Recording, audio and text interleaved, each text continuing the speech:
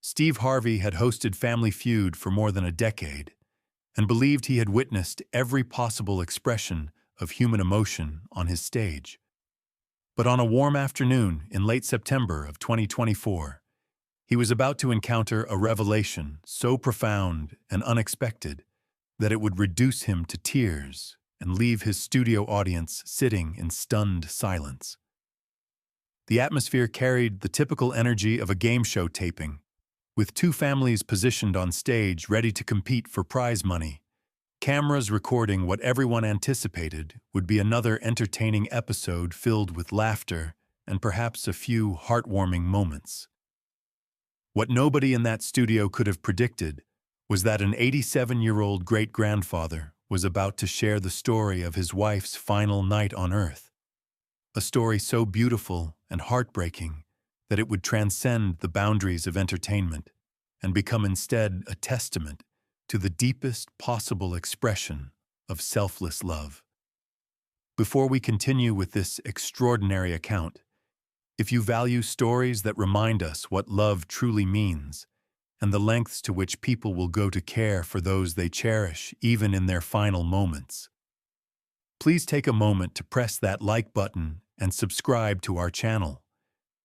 because what you are about to hear represents one of the most powerful demonstrations of unconditional love ever shared on television. The Martinez family from Arizona stood on one side of the stage, their matching burgundy shirts displaying their family name,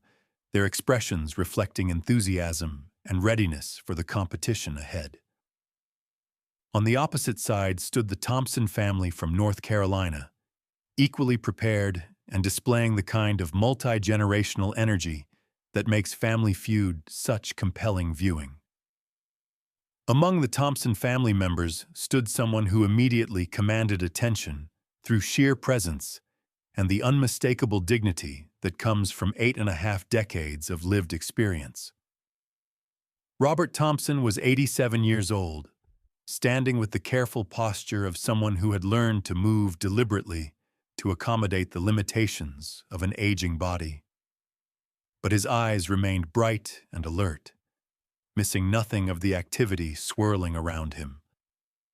He wore a crisp white shirt under a navy cardigan that his great-granddaughter had helped him select for this special occasion,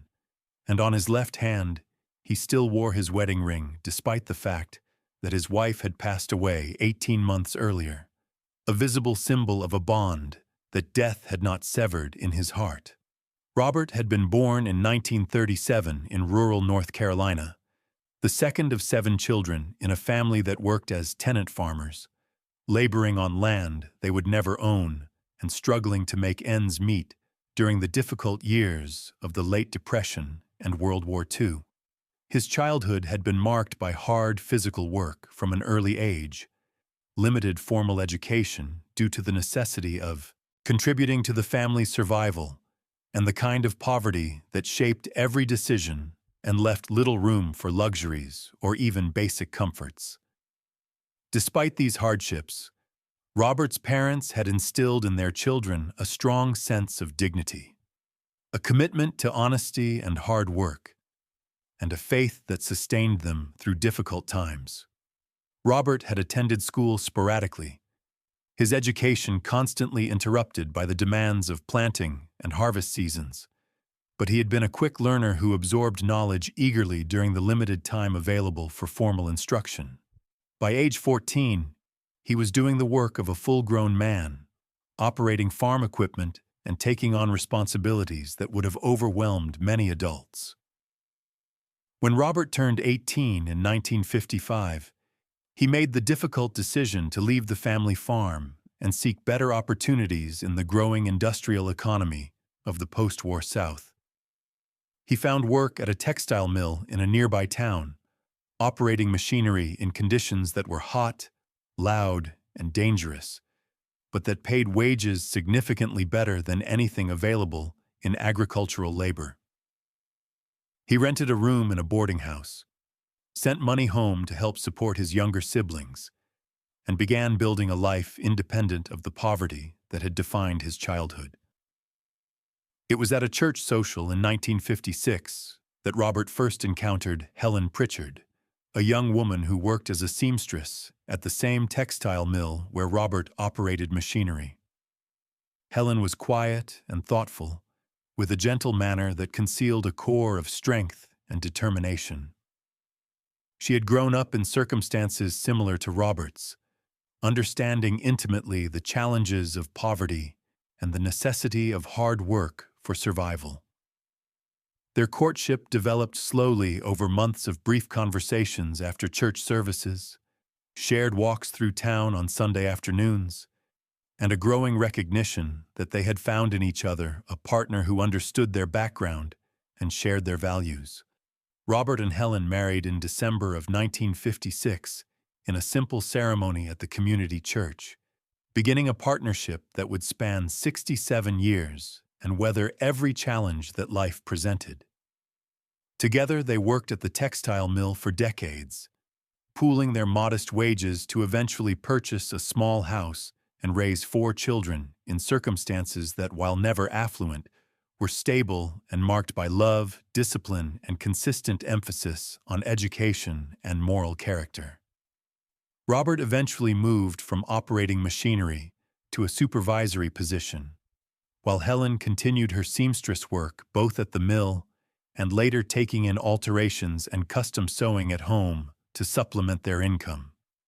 They lived frugally, saved carefully, and prioritized their children's education and opportunities over their own comfort. All 4 of their children graduated from high school, and 3 attended college with the help of their parents' sacrifices, student loans, and part-time work. Robert and Helen watched with pride as their children built professional careers that would have been impossible for people of their own generation from similar backgrounds, becoming a teacher, an accountant,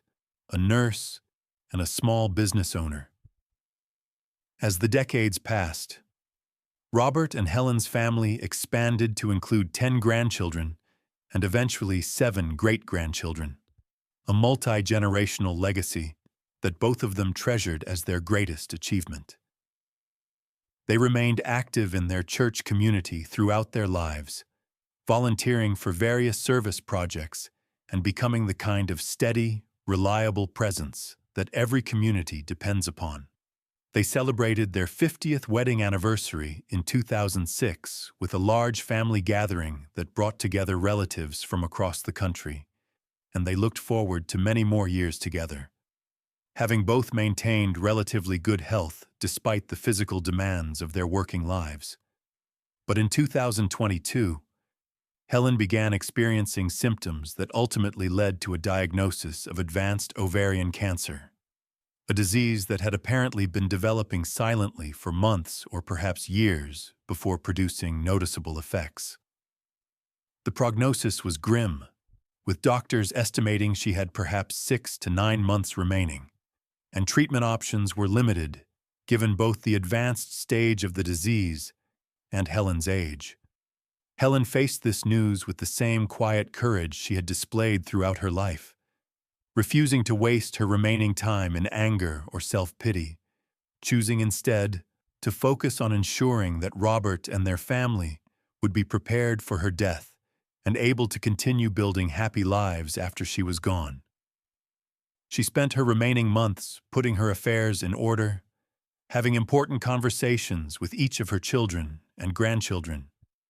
creating photo albums and memory books that would preserve family history for future generations, and most significantly, making careful plans to ensure that Robert would not face the devastating loneliness that so often consumed elderly people after losing a spouse of many decades. Helen understood intimately what her death would mean for Robert, having observed during their 66 years of marriage how completely their lives had become intertwined, how many of their daily routines and sources of meaning depended on their partnership, and how much Robert had come to rely on her presence as the center of his emotional and practical world. As Helen's condition deteriorated and it became clear that her time was measured in weeks rather than months, she made a request to the hospice nurses caring for her. She asked them to inform her when they believed she had reached her final day or two of consciousness, explaining that she had some final preparations to make and wanted to ensure she completed them while she still possessed the mental clarity and physical strength to do so. The hospice nurses, moved by Helen's determination to maintain agency even in her dying, promised they would give her as much advance notice as possible. On a Tuesday evening in March of 2023, the lead hospice nurse told Helen that based on the progression of her symptoms, she likely had only one more night of lucid consciousness remaining before she would slip into the semi-conscious state that typically preceded death by a day or two. Helen thanked the nurse calmly, asked her to help her sit up in bed, and announced that she had work to do and needed everyone except Robert to leave the bedroom for several hours.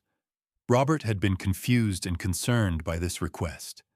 worried that Helen was experiencing confusion or that her desire for privacy meant she was in more pain than she was admitting. But Helen had looked at him with those clear eyes that he had loved for 67 years and told him firmly but gently that she knew exactly what she was doing, that she was not confused or in unbearable pain, and that she needed this time to complete something important before she lost the ability to do so. She told him to go sit with their children in the living room, to have some dinner, to rest, and that she would call for him when she was ready. Robert, trained by decades of marriage to trust Helen's judgment, even when he did not fully understand her reasoning, had reluctantly agreed. He left the bedroom and joined his children and several grandchildren who had gathered to be present during Helen's final days. They sat together in worried silence, occasionally hearing sounds from the bedroom that suggested Helen was moving around despite her weakness, but respecting her request for privacy, even though every instinct urged them to check on her. After nearly 4 hours, Helen finally called for Robert. When he entered the bedroom, he found her propped up against pillows, exhausted but with an expression of satisfaction and peace on her face. The room had been transformed in ways both subtle and significant. Helen had arranged photographs on every available surface, creating a visual timeline of their life together from their wedding day through recent pictures of great-grandchildren. She had laid out clothing on a chair, specific outfits that Robert recognized as favorites she had always said he looked handsome wearing. She had placed several labeled envelopes on the nightstand, and Robert could see his name written in Helen's increasingly shaky handwriting on the top envelope. Most significantly, she had set up her laptop computer on a rolling table positioned so that Robert could see the screen from the chair beside her bed, and the screen displayed what appeared to be a video file ready to play. Helen gestured for Robert to sit beside her, and when he had settled into the chair, she took his hand with a grip that was weak but determined. She told him that she had spent the past 4 hours preparing for what came next, not her own death, which was now inevitable and imminent, but rather his continued life, which was equally inevitable and which she had decided needed her guidance and planning just as much as their shared life had benefited from her practical wisdom and foresight over 67 years. She told him that in the envelopes were letters, each labeled with specific instructions about when they should be opened and read. Some were addressed to him, others to their children or grandchildren, and each contained thoughts, memories, and instructions that she wanted to share, but had not found the right moment to express while she was still alive and distracted by the daily tasks of living and dying. Then Helen told Robert about the video file on the laptop, explaining that she had spent the past 4 hours recording herself speaking directly to him about topics that she needed him to hear and understand before she died. She said the video was quite long, nearly 3 hours, and that she did not expect him to watch it tonight while she was still alive, because some of what she needed to say would be too difficult for him to hear in her presence. She instructed him to watch the video after her death, preferably after the funeral when the immediate crisis had passed, and he had time and emotional space to truly absorb what she wanted to tell him. She made him promise that he would watch it alone the first time, without their children present, because some of what she had recorded was private between husband and wife, and needed to be received in that intimate context before being potentially shared with others. Robert had started to cry, overwhelmed by the realization that Helen was saying goodbye, that these were likely her final coherent words to him, and that after 67 years of constant companionship, he was about to face an existence without her presence. Helen had squeezed his hand as tightly as her weakening grip allowed, and told him something that he would remember for the rest of his life. She said that she was not afraid of dying because she had lived a good life filled with love and meaning, but that she was desperately afraid of leaving him alone to navigate the grief and loneliness that she knew would overwhelm him after her death. She said that the video she had recorded was her attempt to guide him through that grief, to give him permission for things he would need to do to survive and eventually thrive, and to express love and gratitude that she feared would be inadequately conveyed in the limited time remaining to them. Helen died 36 hours later, slipping away peacefully with Robert holding her hand just as he had held it throughout their marriage. The funeral was well attended, a testament to the quiet but significant impact that Helen and Robert had made in their community over decades of steady, reliable presence and service. In the days immediately following the funeral, Robert moved through his grief in a fog of numbness and automatic routine, supported by his children who took turns staying with him and ensuring he ate meals and took care of basic needs. 2 weeks after Helen's death, his children returned to their own homes and responsibilities, and Robert found himself alone in the house for the first time in 67 years. It was then that he remembered Helen's video, the 3-hour recording she had made during her final night of consciousness, and he decided that the time had come to watch whatever message she had left for him. Robert set up the laptop at the kitchen table, made himself a cup of coffee despite the late evening hour, and clicked play on the video file. Helen's face filled the screen, and even though she had clearly been exhausted and in pain when recording, her expression was focused and determined. She began by telling Robert that she loved him more than she had ever successfully expressed in words during their life together, that marrying him had been the best decision she ever made, and that she had no regrets about the life they had built together despite its material limitations and inevitable challenges. Then she told him that what she was about to say would be difficult for him to hear, but that she needed him to listen with an open mind and heart. Remembering that everything she was about to express came from a place of deep love and concern for his well-being after she was gone, Helen told Robert that she knew him better than anyone else ever had or ever would, knew his strengths and weaknesses, knew his fears and hopes, knew the ways he had relied on her to manage certain aspects of their life together that he had never been comfortable handling alone. She said she knew that without her, he would struggle with loneliness so profound that it could destroy him, that he would retreat into isolation and grief, that he would stop taking care of himself properly, and that within a few years, he would likely follow her into death. Not because of physical illness necessarily, but because of the kind of emotional and spiritual despair that could literally will a person out of existence. She said she could not bear the thought of that outcome, could not accept that her death might indirectly cause his premature death, and that she had therefore spent her final night of consciousness developing a plan that she needed him to follow.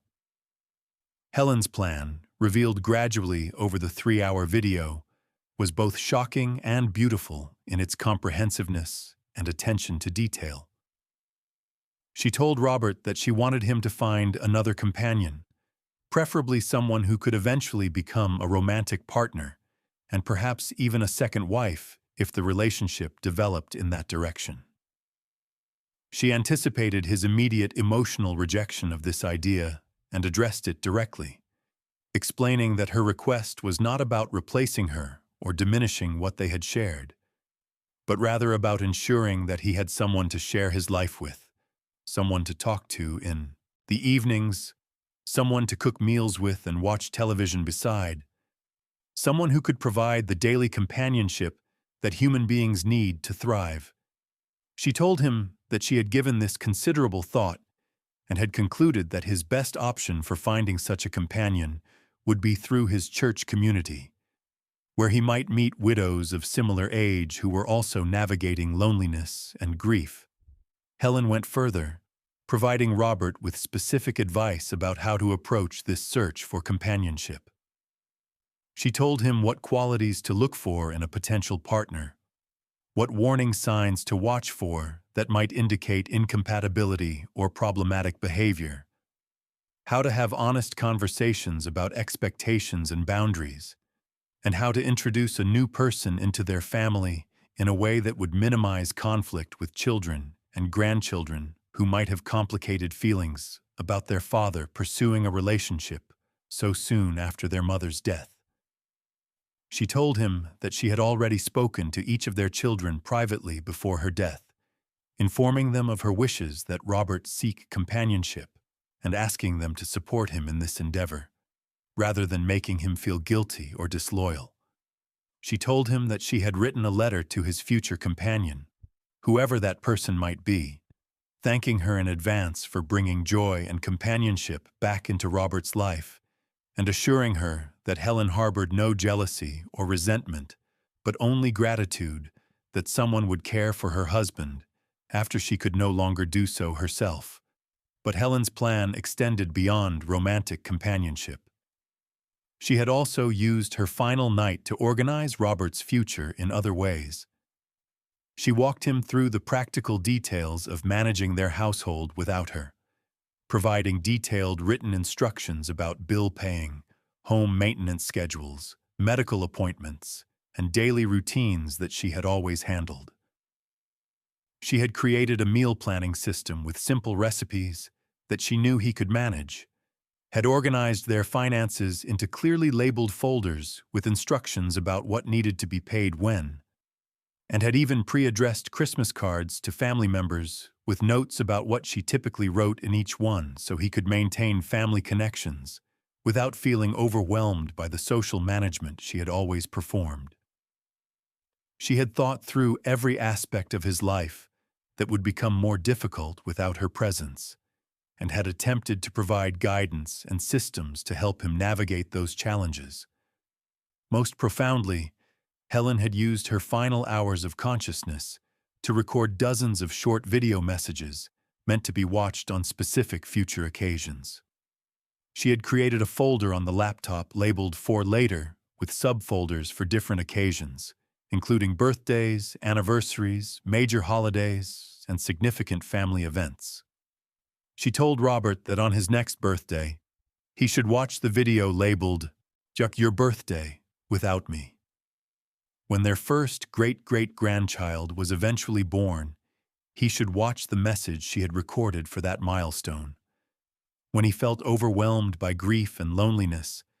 there were specific videos offering comfort and encouragement. When he achieved something worth celebrating, there were videos sharing in his joy. Helen had essentially attempted to extend her presence beyond her death, providing Robert with her voice and her love for dozens of future moments when he would need to hear from her. Robert had watched the entire 3-hour video that night, crying through most of it, overwhelmed by the depth of Helen's love and the extraordinary effort she had made during her final conscious hours to care for him even after her death.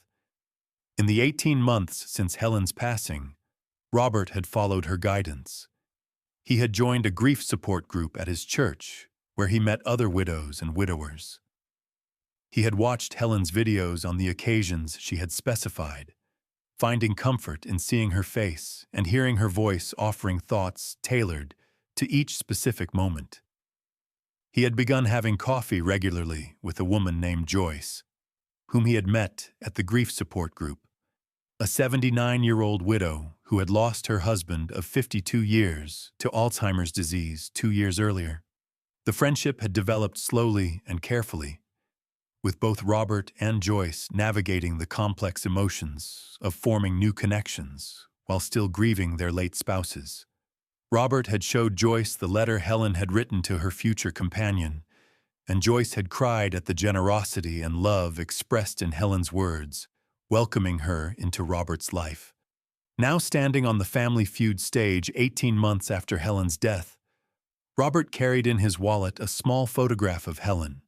and a printed copy of one particular passage from her 3-hour video that he read whenever he needed strength or reassurance. His participation in Family Feud had been Joyce's suggestion, proposed as a way for Robert to create new memories with his family while honoring Helen's wish that he continue living fully rather than retreating into isolated grief. His children and grandchildren had embraced the idea enthusiastically, seeing the game show appearance as exactly the kind of positive, life-affirming activity their mother would have wanted for their father. They had applied as a family, been selected, and made the trip to California as a multi-generational group that now included Joyce, who had accompanied them as Robert's companion and friend, with the full support and encouragement of the Thompson family. Steve Harvey began his introduction of the families with his characteristic energy and warmth, clearly delighted by the multi-generational composition of both competing families. When he reached Robert, Steve paused with obvious respect, taking in the elderly man who was clearly the patriarch of his family. Steve asked Robert his age, and when Robert replied that he was 87, the audience responded with enthusiastic applause. Steve commented on how wonderful it was to see someone of Robert's age looking engaged and vital, and he asked what brought Robert to Family Feud at this stage of life. Robert smiled and explained that his late wife Helen had always wanted their family to do something fun and memorable together,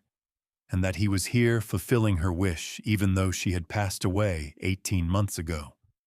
He mentioned that his companion Joyce, gesturing to where she sat in the audience, had encouraged him to apply because Helen would have wanted him to continue creating new experiences rather than dwelling in grief. Steve's expression softened with compassion, and he expressed condolences for Robert's loss, while praising his attitude toward honoring Helen's memory through continued engagement with life and family. Then Steve asked a question that would open the door to the revelation that would transform the entire atmosphere in the studio. He asked Robert how long he and Helen had been married, and what the secret to such a long partnership had been. Robert's face changed as he prepared to answer, a complex mixture of grief, love, and profound emotion crossing his features. He told Steve that he and Helen had been married for 67 years, that the secret to their marriage had been Helen's extraordinary capacity for unconditional love and selfless caring, and that even in her final hours of consciousness, Helen had been focused not on her own impending death, but on ensuring that he would be able to continue living well after she was gone. Steve, sensing there was something significant beneath Robert's words, encouraged him to elaborate. Robert took a deep breath and began to describe Helen's final night, explaining how she had spent those last precious hours of consciousness not saying goodbye, but rather preparing for his future, creating systems and guidance to help him navigate life without her. The studio audience grew quiet as Robert's story unfolded, the weight of what he was describing settling over everyone present. Robert's voice grew thick with emotion as he described the 3-hour video Helen had recorded, walking him through her plan for his life after her death including her explicit wish and detailed guidance about finding new companionship so he would not face devastating loneliness. He explained how Helen had thought through every practical aspect of his future life, had created video messages for dozens of future occasions, and had even written a letter to his future companion welcoming her into his life and thanking her in advance for caring for him. Steve Harvey stood completely still, his mouth slightly open, his eyes beginning to glisten with tears as Robert's story continued. Robert explained that he was standing on this stage today in part because of Helen's planning and foresight, that she had understood he would need structure and purpose after her death, that she had anticipated his tendency to withdraw into isolation, and that she had essentially created a roadmap for his grieving process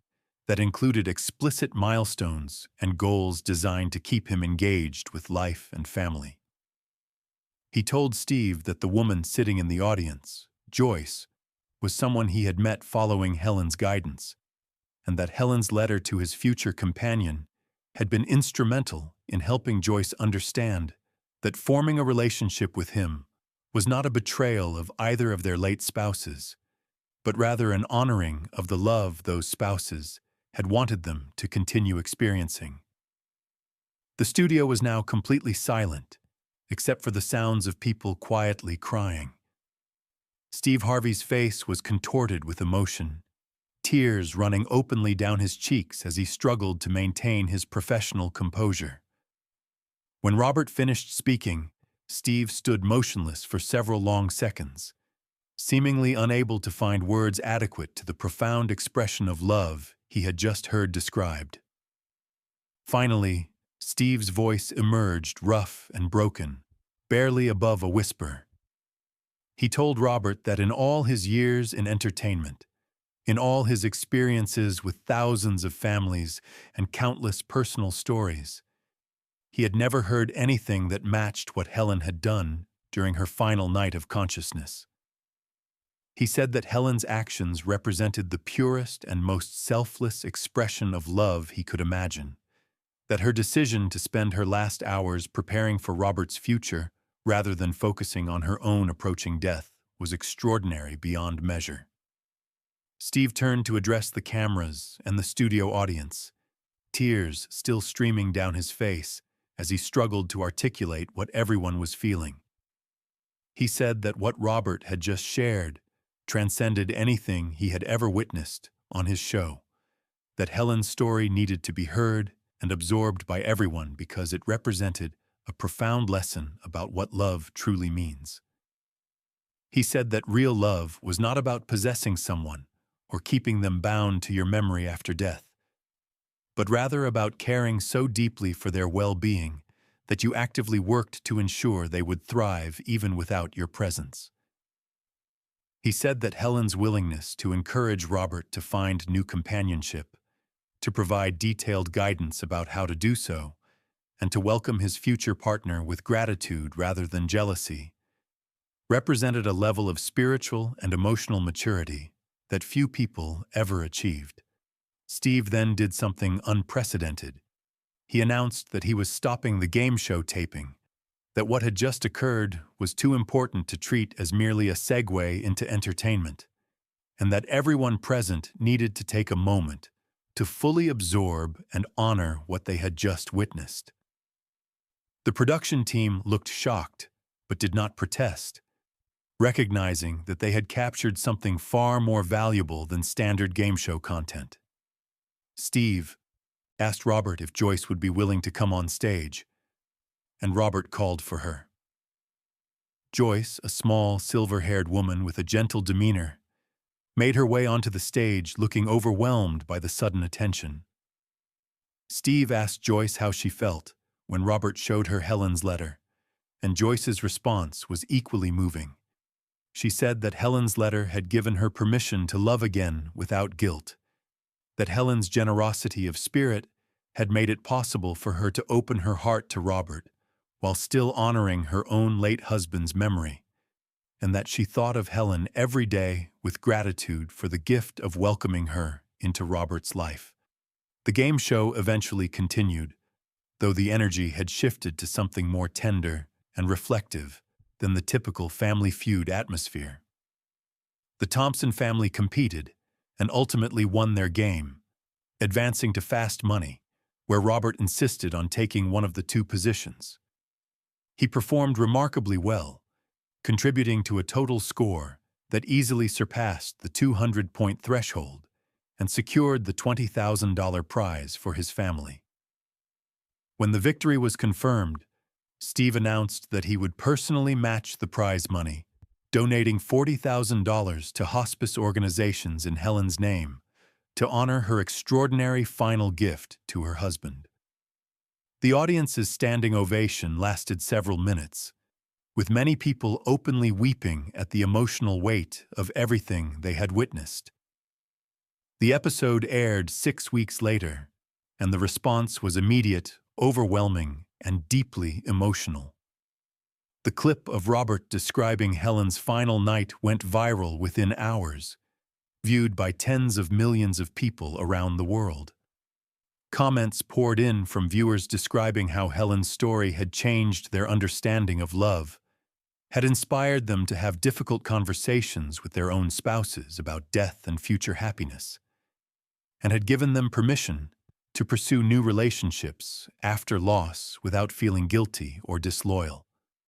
Hospice organizations reported receiving thousands of inquiries from patients asking for guidance about how to prepare final gifts for their loved ones similar to what Helen had created.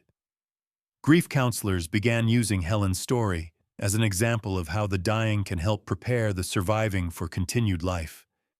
and how explicit permission and guidance from a deceased spouse could significantly ease the guilt and conflict many people experience when considering new relationships after loss. The videos Helen had created, particularly the letter to Robert's future companion, became the subject of widespread discussion and analysis. Relationship experts praised Helen's approach as a model for how couples should think about death and survival within long-term partnerships. Religious leaders used her story in sermons about selfless love and the proper way to honor marriage vows, which include caring for your spouse's well-being even after death separates you. Psychologists studied the impact of Helen's planned approach to Robert's grief, noting that the structure and guidance she provided had demonstrably helped him navigate bereavement more successfully than many widowers manage. Filmmakers approached Robert about creating a documentary about Helen's final gift, hoping to preserve and share her story in a way that could benefit others facing similar circumstances. Robert himself became an advocate for open conversations about death, dying, and preparation for the surviving spouse within long-term marriages. He began speaking at senior centers, churches, and hospice organizations, sharing Helen's story and encouraging couples to have honest discussions about their wishes for their partner's life after death. He always brought with him the photograph of Helen and portions of her videos, allowing audiences to see and hear her warmth and wisdom directly. He explained that Helen's gift had not eliminated his grief, but had provided a framework for processing that grief constructively, rather than allowing it to consume him. He talked openly about his relationship with Joyce, explaining how Helen's letter had made it possible for both of them to form a connection without the guilt and conflict that typically complicate new relationships after loss. The letter Helen had written to Robert's future companion became particularly influential. Joyce allowed it to be published with identifying details removed, and it was widely shared in grief support communities and end-of-life planning resources. Helen's words, expressing gratitude to someone she would never meet for bringing joy and companionship back into Robert's life, represented such an extraordinary act of generosity that many people described reading it as a transformative experience that changed their understanding of what it meant to truly love someone. The letter included specific passages where Helen acknowledged how difficult it would be for Robert's new partner to navigate the complex emotions of forming a relationship with a widower, assured her that Helen harbored no jealousy or resentment from beyond the grave, and explicitly gave her blessing and encouragement for the relationship to develop into whatever brought Robert happiness and companionship. 2 years after the Family Feud appearance, Robert and Joyce decided to marry, a decision they made with the full support and encouragement of both families. At their wedding, now 89 and 81 years old respectively, they incorporated Helen and Joyce's late husband into the ceremony through photographs, readings from letters both had written encouraging their spouses to find new love, and explicit acknowledgement that their marriage was not a replacement of their previous partnerships, but rather a continuation of the love and companionship both had been blessed to experience in their earlier marriages. The ceremony was profoundly moving, with many guests commenting that they had never attended a wedding where the presence and blessing of deceased former spouses was so openly honored and celebrated. Robert and Joyce both spoke during the ceremony about how Helen's final gift had made their relationship possible, how her wisdom and foresight had provided a roadmap for them to follow, and how they intended to honor both Helen and Joyce's late husband by building a partnership characterized by the same selfless love and mutual care that had defined their previous marriages. Robert continued to watch Helen's videos on the occasions she had specified, sharing some of them with Joyce when the content seemed appropriate for both of them to experience together. 3 years after Helen's death,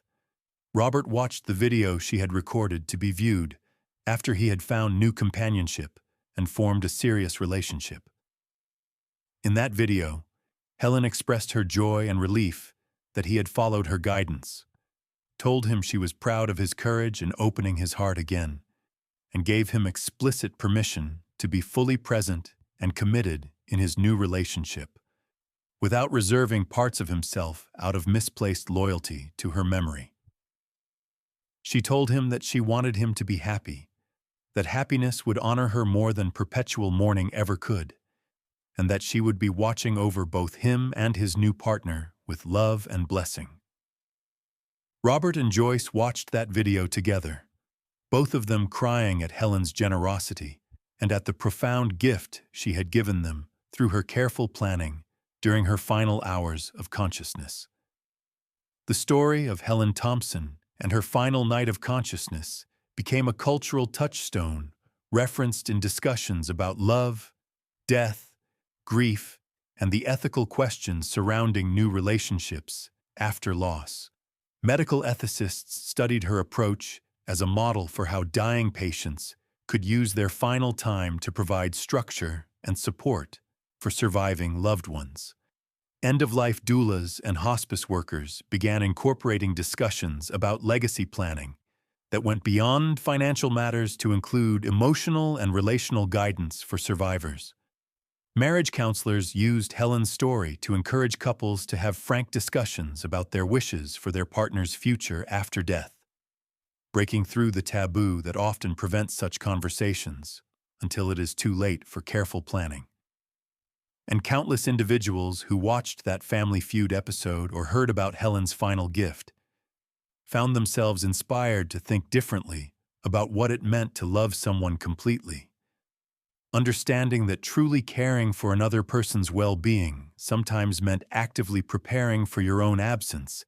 and encouraging them to find happiness even when you could no longer be part of that happiness. If this story of a dying woman who spent her final conscious hours preparing her husband for a future without her,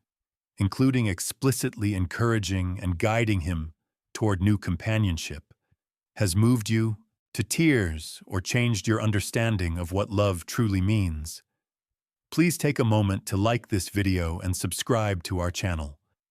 Share this story with couples who need to have difficult conversations about death and survival,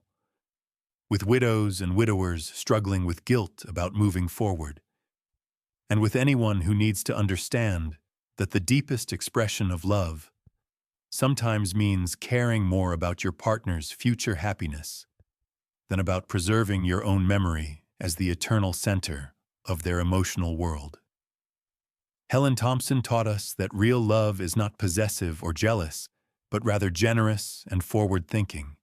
focused on the beloved's well-being even after death separates you. She demonstrated that the dying have the power to shape how the surviving grieve and rebuild, and that thoughtful planning and explicit permission can make an enormous difference in helping bereaved spouses navigate the complex emotions of continuing to live and even love again after loss. Most importantly, Helen showed us that your final hours can be spent not just saying goodbye, but rather saying hello to your loved one's future, preparing them to thrive rather than merely survive,